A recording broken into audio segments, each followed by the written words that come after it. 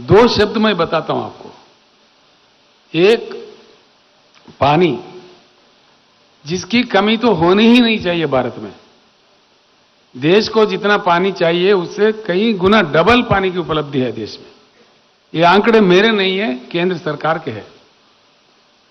भारतवर्ष में हर साल 1,40,000 टीएमसी की बारिश होती है, जिसमें से सीधे ही बरसात होते समय ही फ्रिक्शन होकर के हवा से आधा पानी बाष्पीकरण होता है, यानी कि 70,000 करीब करीब बाष्पीकरण हो जाता है।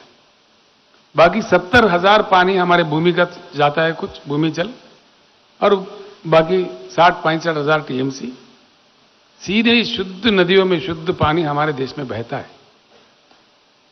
इसमें से आज तक भारत ने उपयोग किया सिर्फ 19-20,000 टीएमसी। बाकी 50,000 टीएमसी बह रहे समंदर में, या तो बंगाल के खाड़ी में या अरबिया समुद्र में। सभी देख रहे हैं, इतने सारे प्रधानमंत्री, इतने सारे मुख्यमंत्री, इतने सारे विधायक, आमदार, खासदार, क्या क्या नहीं, लेकिन कुछ होता है नहीं। इधर हमारे खेत भी सूखे हैं, हमारे गले भी सूखे हैं। क्या पाप किया देश ने? हकीकत बताए तो ये बात यह है, भारत में सबसे ज्यादा कृषि लायक भूमि है। अमेरिका हमसे बड़ा है, 2-2.5 गुना बड़ा है, लेकिन उनके पास सिर्फ 29% ही कृषि योग्य भूमि है। चाइना हमसे 1.5 गुना बड़ा है, उनके पास सिर्फ 16% ही कृषि योग्य भूमि है। भारत ही एक ही देश है पूरे दुनिया में जो भाग्यवान है, जिनके पास सीधे ही 50% भूमि कृषि योग्य है।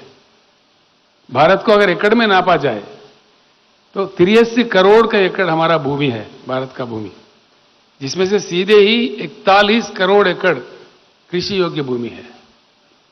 यानी कि मेरा कहना यह है, जितना बारिश होता है, जितना पानी की उपलब्धि है, उससे भारत के हर एक एकड़ में भरपूर पानी दिया जा सकता है, हर एक एकड़ में, प्रति एक एकड़ में। उसके बाद एक 10,000 टीएमसी अगर आप पीने का पानी हर घर में नल फिट करके दे दो, जैसा तेलंगाना ने दिया है, हर घर में भी नल करके पूरे भारत में नल फिट करके दे दो, और उद्योग के लिए जितना चाहिए उतना दे दो, उसके बाद भी कम से कम 25-30 हजार टीएमसी की बचत है देश में। इतना संपत्ति देश का है, इतनी संपत्ति जो प्रकृति ने दिया है, जो भगवान ने दिया है, उससे देश क्यों वंचित है? ये क्या तमाशा है? पीने का पानी जो उपलब्ध है, जिसको अमेरिका से ना भीख मांगनी है, ना रशिया से मांगनी है, ना किसी अन्य से मांगनी है, हमारी अपनी संपत्ति है। यानी कि सीधे ही, मैं इसीलिए कह रहा था भारत का परिवर्तन का बात, इसीलिए मैंने लिया कि देश का जो जल नीति है, राष्ट्रीय जल नीति, इसको पूरा का पूरा बंगाल के खाड़ी में फेंक देना चाहिए और नई नीति का रचना होना चाहिए। ये बहुत जरूरी है, इसीलिए भारत का परिवर्तन हम चाहते हैं। दूसरा एक मुद्दा है बिजली। बिजली का भी बड़ा चक्कर है इस देश में। बिजली 3-4-5 किस्म का होता है। एक तो होता है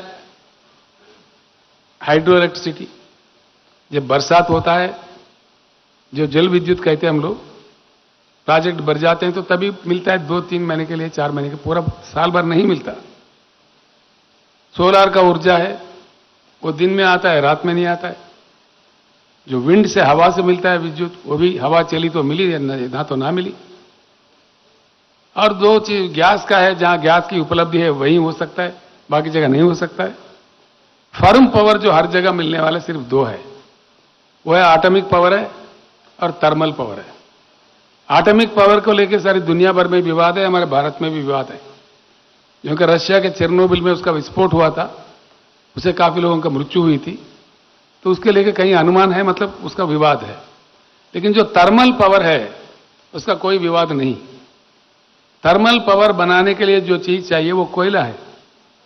अभी आते आते हमारे चंद्रशेखर जी को मैं बता रहा था, महाराष्ट्र के अंदर कितना कोयले खदान है, हमारे उमरेड में, घुग्गुस में, बलारपुर में, चंद्रपुर में, ऐसे पूरे भारत में है। तेलंगाना में भी है, मध्य प्रदेश में भी है, उत्तर प्रदेश में है, झारखंड में है।